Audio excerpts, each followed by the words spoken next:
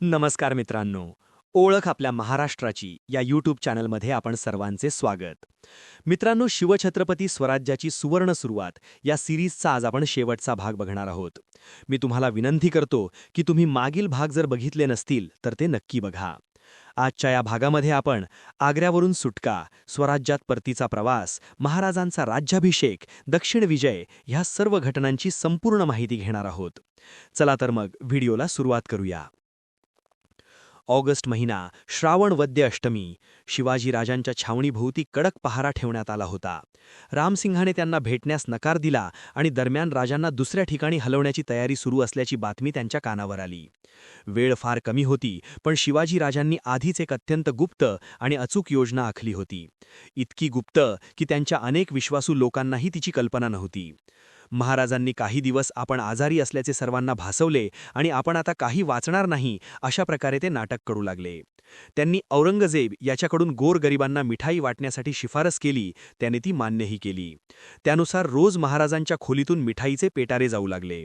सुरुवातीला बाशेर पहारा देणारे त्यांची व्यवस्थित पाहणी करत असत, परंतु काही दिवसांनी त्यांनी ही पाहणी थोडी कमी केली, कारण रोज रोज तेच मिठाईचे पेटारे बघून तेही थोडे निर्धास्त झाले होते. महाराज ह्याच क्षणांची वाट बघत होते. त्यांनी अजून काही दिवस जाऊ दिले तेव्हा पहारेकऱ्यांनी तर पेटारे बघणेच बंद केले आणि आता ह्याच संधीचा फायदा महाराजांनी उचलला. 17 ऑगस्ट 1666 शुक्रवार. दरबार आणि बाजार बंद होते. नेहमीप्रमाणे मिठाईचे पेटारे आले, पण ह्यावेळी त्या पेटाऱ्यांमध्ये इतिहास घडणार होता. शिवाजीराजांनी आपल्या हातातील सोन्याचे कडे हिरोजीला दिले आणि स्वतः एका पेटाऱ्यात बसले, तर संभाजीराजे दुसऱ्या पेटाऱ्यात बसले. भोयांनी ते पेटारे उचलले आणि बाहेर नेले आणि अशा प्रकारे कुणाच्याही लक्षात न येता राजे कैदेतून बाहेर पडले. दुसऱ्या दिवशी सकाळी शिवाजीराजांची काहीच हालचाल दिसली नाही, तेव्हा फुलाद खानाला बोलावण्यात आले. तो आला तेव्हा त्याला फक्त रिकामे बिछाने दिसले. शिवाजी महाराज गायब झाले होते.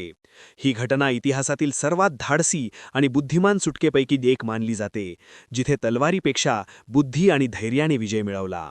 आग्र्यातून थरारक सुटका केल्यानंतर छत्रपती शिवाजी महाराज 20 नोव्हेंबर 1666 रोजी राजगडावर सुखरूप पोहोचले.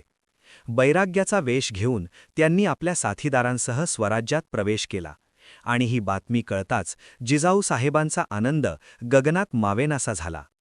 स्वराज्याच्या गडांवरून तोफांचे आवाज दणदणले आणि काही दिवसांत संभाजीराजेही परत आले.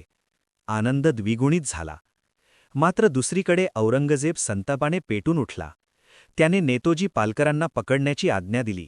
त्यांना कैद करून आग्र्याला नेण्यात आले आणि जबरदस्तीने धर्मांतर करून त्यांचे नाव मोहम्मद कुली खान ठेवण्यात आले. पुढे 1676 मध्ये नेतोजी पुन्हा स्वराज्यात परत आले आणि त्याची शुद्धी करण्यात आली. दरम्यान रामसिंग कछवाहाचा मान सन्मान काढून घेण्यात आला, तर मिर्झाराजे जयसिंग यांच्यावर या घटनांचा खोल परिणाम झाला आणि 1667 मध्ये त्यांचा मृत्यू झाला. काहींच्या मते तो विषप्रयोग होता. शिवाजी महाराजांनी आग्रा प्रकरणात मदत करणाऱ्यांना उदारपणे बक्षिसे दिली आणि त्यांच्या शौर्याची तुलना परदेशी लोकांनीही जूलियस सीझर, अलेक्झांडर यांसारख्या महान सेनापतींशी केली. सर्वांना वाटत होते की महाराज आता मोठा उठाव करतील, पण त्यांनी चतुराईने औरंगजेबाला पत्र पाठवून मुघलांशी तात्पुरती शांतता राखली, कारण त्यांच्या डोळ्यासमोर मोठा डाव होता. सिंधुदुर्ग किल्ल्याचे बांधकाम पूर्णत्वाकडे जात होते आणि हिरोजी इंदुलकरांनी स्वतः कर्ज काढून हे काम सुरू ठेवले होते. 1667च्या पावसाळ्यानंतर छत्रपती शिवाजी महाराज गोव्यानजीक मनोहरगडावर आले आणि त्यांनी आदिलशाहीशी तह केला. त्या काळात गोव्यातील viceroy Count of Saint Vincent याने जाचक हुकूम काढून हिंदूंना जबरदस्तीने कॅथलिक होण्यास भाग पाडले किंवा गोवा सोडण्यास सांगितले. त्रस्त झालेल्या हिंदूंनी शिवाजी महाराजांकडे धाव घेतली.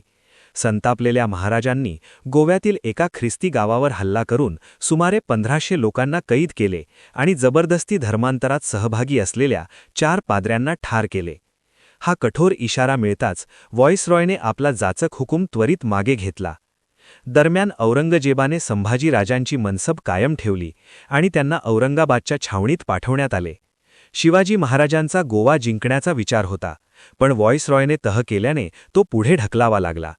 तरीही या मोहिमेत महाराजांना मोठी लूट मिळाली आणि त्यांच्या सामर्थ्याचा पुन्हा एकदा प्रत्यय आला. शिवाजीराजांनी स्वराज्य अधिक बळकट करण्यासाठी गड-कोट आरमार आणि प्रशासन सुधारण्यास सुरुवात केली. फितूर झालेल्यांना शिक्षा देणे तर काहींना परत स्वराज्यात आणणे तसेच कोकण किनारा सुरक्षित करणे हे त्यांचे उद्दिष्ट होते. जंजिऱ्याचा सिद्धी वारंवार त्रास देत असल्याने 1669 मध्ये महाराजांनी जंजिऱ्यावर मोहीम काढली. मायनाक भंडारी आणि दौलत खान यांच्या नेतृत्वाखाली आरमाराने वेढा घातला आणि सिद्धीचे काही किल्ले जिंकले. जंजिऱ्यात अन्नटंचाई निर्माण झाली आणि सिद्धी फतेह खान शरण येण्याच्या स्थितीत होता, पण अंतर्गत बंडामुळे त्यालाच कैद करण्यात आले आणि महाराजांचा डाव हुकला. दरम्यान औरंगजेबाने हिंदू मंदिरांवर अत्याचार सुरू केले. काशीचे विश्वेश्वर मंदिर, मथुरेचे केशवराज मंदिर आणि सोमनाथ मंदिर उद्ध्वस्त करण्यात आले. मराठ्यांवरही कारवाईचे आदेश दिले, पण सावधगिरीमुळे मराठा सैन्य सुरक्षित परतले. त्यानंतर शिवाजीराजांनी मुघलांवर आक्रमक भूमिका घेत खानदेश, बागलाण आणि वऱ्हाड भागात मोठी मोहीम उघडली. 20,000च्या घोडदळाने मुघल प्रदेशात धडक देत मोठी लूट केली आणि स्वराज्याची ताकद पुन्हा एकदा सिद्ध केली. 1670च्या सुरुवातीला औरंगजेबाने दख्खनमध्ये मोठमोठे सरदार पाठवले, पण शिवाजीराजांची फौज मुघल प्रदेशात धुमाकूळ घालतच राहिली. मोरोपंत पिंगळे यांच्या नेतृत्वाखाली मराठ्यांनी साल्हेर आणि मुल्हेर किल्ले जिंकले. त्यानंतर महाराजांनी मुघलांकडील किल्ले परत मिळवण्याचा निर्धार केला आणि सिंहगडावर पहिला एल्गार झाला. 3 फेब्रुवारी 1670 रोजी तानाजी मालुसरे यांनी सिंहगडावर धाडसी हल्ला केला.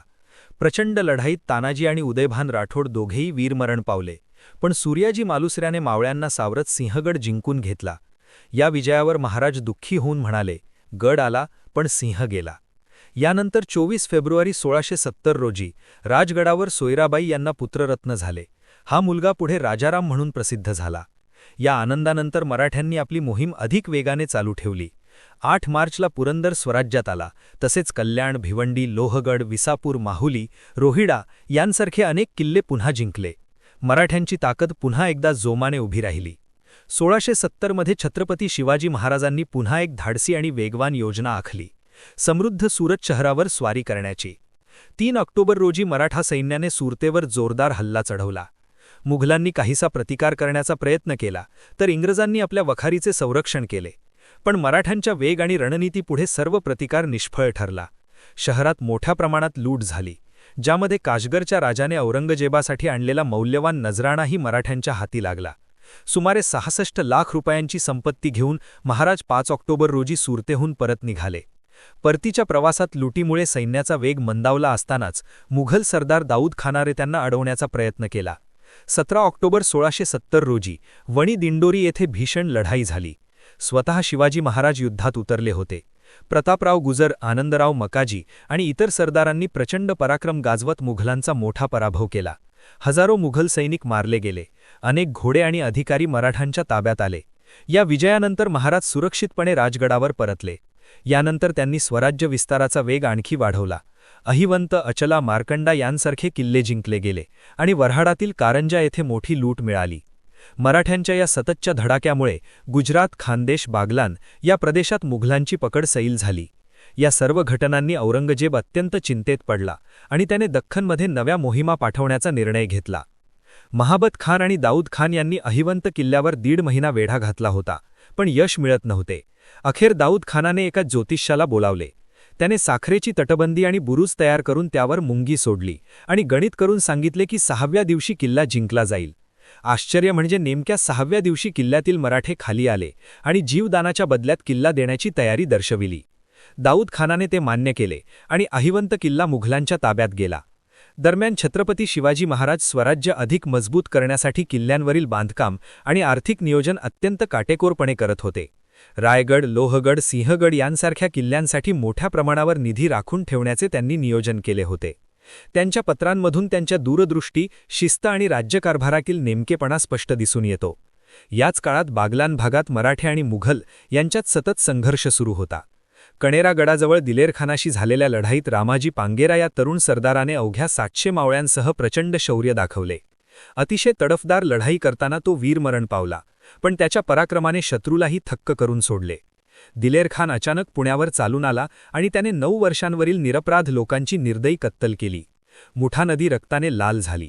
दरम्यान साल्हेर किल्ल्यावर मुघलांचा वेढा होता, पण मोरोपंत पिंगळे आणि प्रतापराव गुजर यांच्या नेतृत्वाखाली मराठ्यांनी जोरदार प्रतिहल्ला चढवला.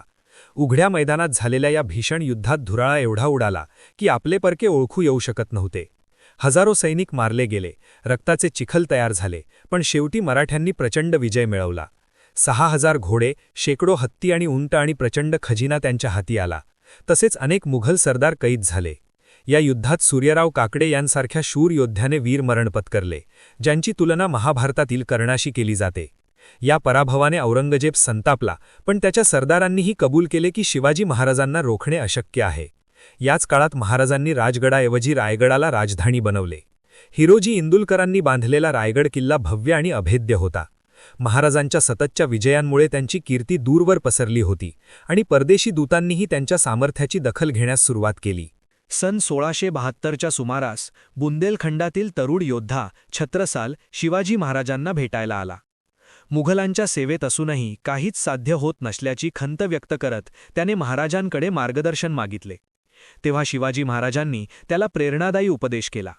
तू क्षत्रिय आहेस, स्वतःची भूमी स्वतंत्र कर, मुघलांविरुद्ध लढ आणि स्वराज्य उभार, असे म्हणत त्यांनी स्वतःची तलवारही त्याला दिली.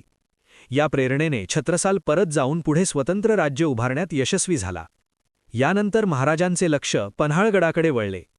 कोंडाजी फर्जंद यांनी अवघ्या 60 मावळ्यांसह 6 मार्च 1673 रोजी रात्रीच्या धाडसी हल्ल्यात पन्हाळा जिंकला.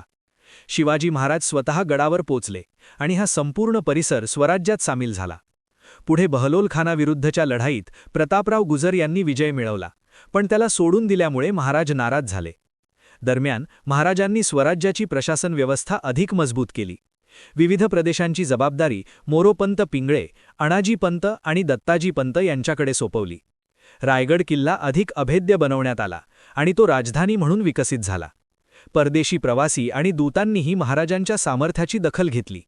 त्यांच्या गुप्तहेर यंत्रणेपासून ते किल्ल्यांच्या अभेद्यतेपर्यंत सर्वच बाबींमध्ये शिवाजी महाराजांची दूरदृष्टी आणि सामर्थ्य स्पष्ट दिसून येत होते. छत्रपती शिवाजी महाराज आता प्रचंड वैभवाचे स्वामी झाले होते. गडकोट, जलदुर्ग आणि सहस्रावधी सेनेचे ते अधिपती होते. स्वराज्याची प्रजा त्यांना आपल्या भाग्यविधात्याप्रमाणे पाहू लागली, तर अनेकांनी त्यांना हिंदूपती पातशाह म्हणून गौरवले. औरंगजेबाच्या अत्याचारांच्या पार्श्वभूमीवर भूषण हा कवी रायगडावर आला आणि 1 जून 1673 रोजी त्याने शिवभूषण हा ग्रंथ पूर्ण केला. आपल्या काव्यात त्याने शिवाजी महाराजांना हिंदू धर्माचे रक्षक, वेदपुराणांचे संरक्षक आणि प्रजेच्या सन्मानाचे पालन करणारे महान राजा म्हणून वर्णन केले. त्याने स्पष्टपणे लिहिले की दिल्लीच्या बादशहाने अनेक पातशाह्या जिंकल्या असल्या तरी हिंदूपती शिवाजी महाराज त्याच्यावर भारी ठरले. भूषणच्या काव्यात त्या काळातील भयावह परिस्थितीही दिसते. मंदिरं उद्ध्वस्त होत होती, काशी आणि मथुरेसारख्या पवित्र स्थळांचे स्वरूप बदलत होते आणि धर्मांतराचे संकट वाढले होते. अशावेळी शिवाजी महाराजांनी हिंदू धर्म, देवळे, परंपरा आणि स्वाभिमान यांचे रक्षण केले असे तो गौरवाने सांगतो. शिवाजी महाराज नसते तर सर्वांची सुंता झाली असती, अशा प्रभावी शब्दात त्याने महाराजांच्या कार्याचे महत्त्व अधोरेखित केले. जरी भूषणचे काव्य अत्यंत प्रभावी आणि सुंदर असले तरी ते शिवाजी महाराजांच्या राज्याभिषेकाच्या वेळी रायगडावर उपस्थित नव्हते, त्यामुळे त्या प्रसंगावर त्यांनी कोणतेही कवन रचलेले आढळत नाही. समर्थ रामदास यांनी छत्रपती शिवाजी महाराजांना एक अत्यंत भावपूर्ण पत्र पाठवले, ज्यात त्यांनी महाराजांचे वर्णन धर्मरक्षक म्हणून केले. निश्चयाचा महामेरू, बहुजनासी आधारू, अखंड स्थितीचा निर्धारू, श्रीमंत योगी, यशवंत, कीर्तिवंत, सामर्थ्यवंत, वरदवंत, पुण्यवंत, नीतिवंत, जाणता राजा, आचारशील, विचारशील, दानशील, धर्मशील, सर्वज्ञपणे सुशील, सकलांठाई, नरपती, हयपती, गजपती, गडपती, भूपती, जळपती, पुरंदर आणि आदिशक्ती, पुष्टिभागी, धीर, उदार, सुंदर, शूर, क्रियेसी तत्पर, सावधपणे नृपवर, तुच्छ केले. या भूमंडळाचे थाई धर्मरक्षी ऐसा नाही, महाराष्ट्र धर्म राहिला काही तुम्हा कारणे. कित्येक दुष्ट संहारिला, कित्येकासी धाक सुटिला, कित्येकासी आश्रयो झाला शिवकल्याण राजा. त्यांच्या मते शिवाजी महाराज हे आचारशील, धर्मशील, न्यायप्रिय आणि प्रजेचे खरे आधार होते. त्यांनी अनेक दुष्टांचा नाश केला, अनेकांना आश्रय दिला आणि महाराष्ट्र धर्म टिकवून ठेवला, असे गौरवपूर्ण शब्द त्या पत्रात आढळतात. याच काळात जयराम पिंडे, कवींद्र परमानंद आणि संकर्षण सकळकळे यांसारख्या कवींनीही आपल्या काव्यातून शिवाजी महाराजांच्या पराक्रमाचे वर्णन केले. तर विजापूरच्या मुल्ला नुसरतीनेही आपल्या लिखाणात त्यांचा उल्लेख केला. इतके मोठे स्वराज्य निर्माण करूनही महाराजांचा विधिवत राज्याभिषेक झाला नव्हता. ही उणीव भरून काढण्यासाठी गागा भट्ट यांना रायगडावर बोलावण्यात आले. महाराजांचा पराक्रम पाहून त्यांनी स्पष्ट सांगितले की तुम्ही राज्याभिषेक करून घ्यावा, मी स्वतः मंत्रांनी अभिषेक करीन. यादवांच्या पतनानंतर तब्बल 350 वर्षांनी हिंदू राजाचा राज्याभिषेक होणार होता. ही ऐतिहासिक घटना ठरली. गागा भट्टांनी ज्येष्ठ शुद्ध त्रयोदशीचा शुभमुहूर्त निश्चित केला आणि राजाभिषेक प्रयोगः हा ग्रंथ तयार करण्यास सुरुवात केली. दरम्यान शिवाजी महाराज प्रशासनातही तितकेच दक्ष होते. चिपळूण येथील अधिकाऱ्यांना लिहिलेल्या पत्रात त्यांनी स्पष्ट आदेश दिला, रयतेस काडीचाही त्रास होऊ नये. यावरून त्यांच्या राज्यकारभारातील संवेदनशीलता, शिस्त आणि प्रजेविषयीची जबाबदारी स्पष्टपणे दिसून येते. नेसरीत जवळ गडहिंगलज येथे झालेल्या चकमकीत प्रतापराव गुजरांनी बहलोल खानावर आक्रमण करताना प्राणार्पण केले. त्यांच्यासोबत 7 शिलेदारही वीरमरण पावले. ही बातमी समजताच छत्रपती शिवाजी महाराज अत्यंत दुःखी झाले. त्यानंतर हंबीरराव मोहिते म्हणजे हंसाजी मोहिते यांना नवीन सरनौबत नेमण्यात आले. परशुरामाचे दर्शन घेऊन महाराज रायगडावर परतले आणि राज्याभिषेकाच्या तयारीला वेग आला. शालिवाहन शक 1594, ज्येष्ठ शुद्ध त्रयोदशी 6 जून 1674 या ऐतिहासिक दिवशी राज्याभिषेक ठरला. रायगडावर भव्य तयारी सुरू झाली. रामाजी दत्तो यांनी 32 मण सोन्याचे सिंहासन तयार केले, तर हिरोजी इंदुलकरांनी राजधानीची सजावट आणि बांधकाम पूर्णत्वास नेले. सप्त नद्यांचे जल, अभिषेकशाळा, होमशाळा यांची तयारी झाली. इंग्रजदूत हेनरी ऑक्झिंडन नजराण्यासह रायगडावर आला. महाराजांनी प्रतापगडावर भवानी मातेचे दर्शन घेऊन सुवर्णछत्र अर्पण केले. याच काळात त्यांच्या पत्नी काशीबाई यांचे निधन झाले. एक दुःखद घटना. राज्याभिषेकाचे विधी मोठ्या शास्त्रोक्त पद्धतीने सुरू झाले. 29 मे 1674 रोजी महाराजांची मुंज झाली. त्यानंतर तुलादान आणि तुलापुरुषदान करून प्रायश्चित्त घेण्यात आले. यावेळी सुमारे 16,000 होनांचे दान करण्यात आले. 30 मे रोजी सोयराबाईंसोबत समंत्रक विवाह झाला. पुढील दिवसात गणेशपूजन, कलशस्थापना, नांदीश्राद्ध, यज्ञ, दानधर्म, ब्राह्मणभोजन असे सर्व विधी पार पडले. 3 आणि 4 जूनला नक्षत्रयज्ञ, प्रतिमादान आणि निर्रीती याग पूर्ण झाले. अशा भव्य आणि शास्त्रोक्त तयारीनंतर शिवाजी महाराजांच्या राज्याभिषेकाचा महान क्षण अगदी जवळ आला. 5 जून 1674 रोजी ऐंद्रिय शांतीनंतर छत्रपती शिवाजी महाराजांच्या मुख्य राज्याभिषेक विधींना प्रारंभ झाला. गणेशपूजन, स्वस्तिवाचन, मातृकापूजन, नांदीश्राद्ध, नारायणपूजन आणि होम यांसारखे सर्व शास्त्रोक्त विधी पार पडले. त्यानंतर मंडपपूजन करून सप्त नद्यांच्या जलाने भरलेले कुंभ पूजले गेले. महावेदीवर अग्नी व ग्रहांची प्रतिष्ठापना झाली आणि वेदमंत्रांच्या घोषात अभिषेकाची तयारी पूर्ण झाली. महाराजांना सुगंधी तेल, उष्णोदक आणि मंत्रोच्चारांसह स्नान घालण्यात आले आणि औदुंबराच्या आसंदीवर विधीपूर्वक बसवून त्यांचा अभिषेक करण्यात आला. त्या क्षणी ते प्रति इंद्र ठरले. यानंतर सुवर्णासनाच्या विधीसाठी महाराज पुन्हा सज्ज झाले. सोबत सोयराबाई आणि युवराज संभाजीराजे होते. तर अष्टप्रधानांनी अष्टदिशांत पवित्र कलश धारण करून उभे राहून अभिषेक विधी पूर्ण केला. पंतप्रधान मोरोपंत पिंगळे, अनाजी दत्तो, हंबीरराव मोहिते, रामचंद्र पंत अमात्य यांसारखे मानकरी आपापल्या स्थानावर उभे होते. गागा भट्ट यांच्या मार्गदर्शनाखाली महाराज, महाराणी आणि युवराज यांचे अभिसिंचन झाले. 30 वर्षांच्या संघर्षानंतर हिंदवी स्वराज्याचे सिंहासन साकार होत असल्याचा तो भावनिक क्षण होता. 6 जून 1674ची पहाट उजाडली आणि रायगडावर उत्सवाचे वातावरण दाटून आले. चौघडे दुंदुभी निनादू लागले, सुवासिनींनी ओवाळणी केली आणि हजारो लोक त्या ऐतिहासिक क्षणाचे साक्षीदार बनण्यासाठी राजसभेत जमले. भव्य सुवर्ण सिंहासन, भगवा झेंडा, सजलेले हत्ती आणि झगमगणारी राजसभा पाहून परदेशी दूतही थक्क झाले. शिवाजी महाराजांनी शस्त्रपूजन करून कुलदैवतांना वंदन केले आणि विद्वानांना नमस्कार करून सिंहासनाकडे प्रस्थान केले. शेवटी त्यांनी जिजाऊ साहेबांचे दर्शन घेतले. त्या क्षणी जिजाऊंचे आयुष्य कृतार्थ झाले होते आणि स्वराज्याचा सुवर्णक्षण साकार झाला. शिवाजी महाराजांनी राजसभेत पाऊल टाकताच संपूर्ण सभा आदराने उभी राहिली. शेकडो वर्षांच्या अंधकारानंतर स्वातंत्र्याचा सूर्य पुन्हा उगवत होता. महाराजांनी सिंहासनाला वंदन करून पूर्वेकडे तोंड करून शुभमुहूर्तावर पदस्पर्श न करता सिंहासनावर आरोहण केले. पुरोहितांनी छत्र धरले, मंगलवाद्ये दणाणली, तोफा गरजल्या आणि क्षत्रिय कुलावतंस सिंहासनाधीश्वर श्री राजा शिवछत्रपती असा जयघोष घुमला. भाट चारण, शाहीर, गोंधळी यांचे गजर सुरू झाले. सुवासिनींनी उवाळणी केली आणि अष्टप्रधानांनी मोहरांचा वर्षाव करत नजराणा अर्पण केला. संभाजीराजे सिंहासनाच्या पायरीवर विराजमान होते, तर इंग्रज दूतांनीही महाराजांना भेटवस्तू दिल्या. यानंतर महाराजांची भव्य हत्तीवरील मिरवणूक निघाली. राजपथावरून सर्वांना दर्शन देत ते व्याघेश्वर महादेवाच्या मंदिरात गेले आणि देवदर्शन केले. हिरोजी इंदुलकरांनी तिथे शिलालेख बसवून महाराजांचा जगदीश्वर असा गौरव केला. या ऐतिहासिक राज्याभिषेकासाठी सुमारे 50 लाख रुपये खर्च झाले. या निमित्ताने महाराजांनी नवीन शक सुरू केला आणि अनेक महत्त्वाचे ग्रंथ तयार करून घेतले. राज्यव्यवस्था, संस्कृती आणि प्रशासन अधिक सक्षम करण्यासाठी ही मोठी पावले होती. खर्च भरून काढण्यासाठी मराठा सैन्याने पेडगावच्या मुघल छावणीवर हल्ला करून बहादूर खानाचा पराभव केला आणि 1 कोटी रुपयांचा खजिना तसेच उत्कृष्ट घोडे हस्तगत केले. स्वराज्यात सिंहासनपट्टी कर लावण्यात आला आणि सुरतच्या सुभेदाराकडूनही खंडणी मागवण्यात आली. काही शाक्तपंथीय नाराज राहिल्यामुळे त्यांच्या समाधानासाठी 23 सप्टेंबर 1674च्या दिवशी ललिता पंचमीच्या दिवशी निश्चलपुरी यांच्या हस्ते दुसरा राज्याभिषेक करण्यात आला. अशा प्रकारे शिवाजी महाराजांचा राज्याभिषेक हा केवळ सोहळा नव्हता, तर स्वराज्याच्या स्थैर्य, सामर्थ्य आणि सांस्कृतिक पुनर्जागरणाचा ऐतिहासिक क्षण ठरला. राज्याभिषेकानंतर छत्रपती शिवाजी महाराजांचे सैन्य अधिक आक्रमक झाले आणि शत्रूच्या प्रदेशांमध्ये धडक मारू लागले. रामनगर, औरंगाबाद आणि दंडाराजपुरी येथे मराठ्यांनी जोरदार मोहिमा राबवत मुघल व सिद्धींचा त्रास वाढवला.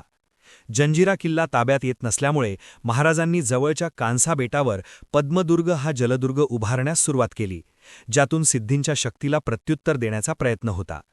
आरमाराला मदत वेळेवर न पाठवल्यामुळे जिवाजी विनायक या सुभेदाराला महाराजांनी कठोर ताकीद दिली. याच काळात कोकणात मोठी मोहीम राबवत त्यांनी कारवारपर्यंत धडक दिली. दरम्यान विजापूरमध्ये राजकीय कलह सुरू होता. खवास खान आणि बहलूल खान यांच्यातील वैर वाढले होते. या परिस्थितीचा फायदा घेत शिवाजी महाराजांनी आपल्या सावत्र भावाला व्यंकोजी राजांना जिंजी किल्ला ताब्यात घेण्याबाबत कठोर आणि रणनीतिक सूचना पाठवल्या. मात्र व्यंकोजी काही निर्णायक पाऊल उचलणार नाही हे ओळखून महाराजांनी स्वतःच दक्षिण मोहिमेचा निर्णय घेतला. ही मोहीम अत्यंत भव्य होती. दक्षिणेतील राज्यांना एकत्र आणणे, नवीन प्रदेश जिंकणे आणि संपत्ती वाढवणे हे उद्दिष्ट होते. तसेच व्यंकोजीकडून राज्यातील अर्धा वाटा मागण्याचाही विचार होता. सुमारे 50,000 सैन्य, मुत्सद्दी आणि कर्नाटकातील जाणकार लोकांसह महाराज निघाले. जनार्दन पंत हणमंते, येसाजी कंक, बाजी जेधे, धनाजी जाधव यांसारखे सरदार सोबत होते, तर हंबीरराव मोहिते यांच्या नेतृत्वाखाली दुसरी तुकडी वेगळ्या मार्गाने पुढे सरकत होती.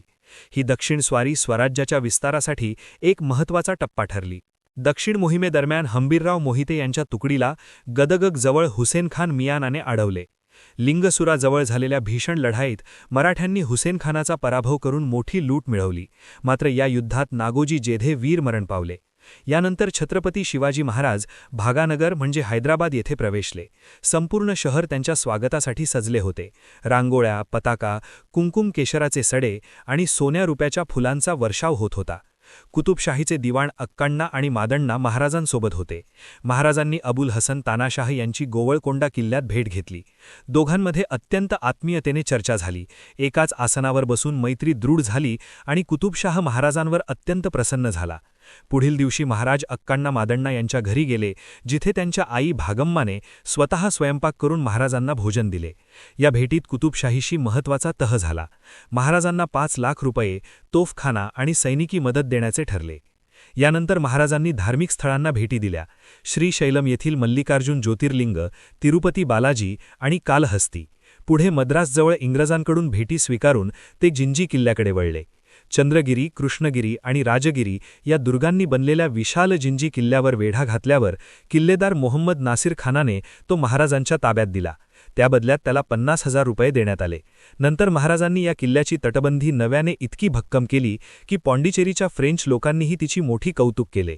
जिंजी जिंकल्यानंतर छत्रपती शिवाजी महाराजांनी वेल्लोरच्या बळकट किल्ल्याला वेढा घातला आणि त्याच्या संरक्षणासाठी जवळच्या टेकड्यांवर साजरा आणि गोजरा हे 2 दुर्ग उभारले. त्यानंतर त्यांनी शेरखानाचा पाठलाग करत तिरुवाडी किल्ला जिंकला आणि शेवटी भुवनगिरी पट्टण येथे शेरखानाने तह करून आपला संपूर्ण मुलुख महाराजांना दिला. यानंतर महाराजांनी आपल्या सावत्र भावाला व्यंकोजी राजांना भेटण्यासाठी तिरुमळपाडी येथे बोलावले. दोघांची भेट झाली, पण अर्धा वाटा मागितण्यावर व्यंकोजी राजे टाळाटाळ करून रात्रीच तंजावरला निघून गेले. त्यामुळे महाराजांनी त्यांच्या प्रदेशावर स्वारी केली. संघर्षानंतर कोलार, बंगळूर, होसकोट, मुलबागल हा मोठा भाग स्वराज्यात आला.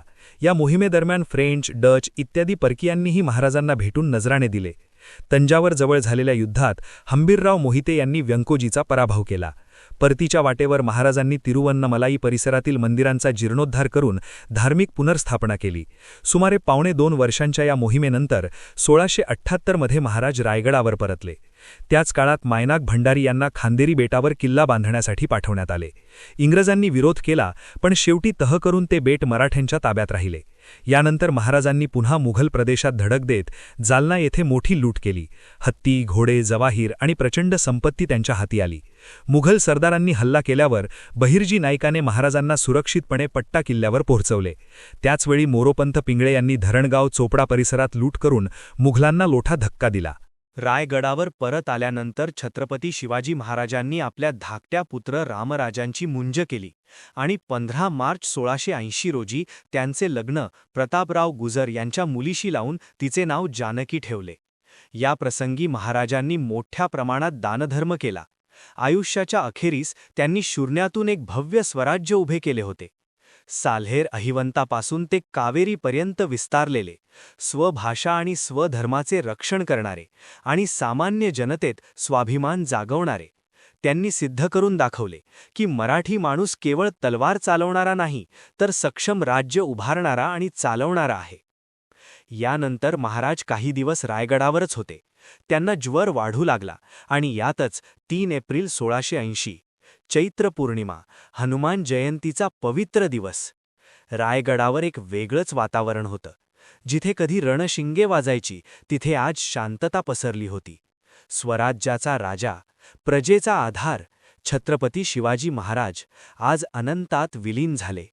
ज्यांनी शून्यातून स्वराज्य उभं केलं, ज्यांनी मुठभर मावळ्यांच्या बळावर साम्राज्यांना आव्हान दिलं, ज्यांनी धर्म, संस्कृती आणि स्वाभिमान जपला, तो महान राजा आज आपल्यामध्ये नाही. पण खरंच ते गेलेत का? नाही.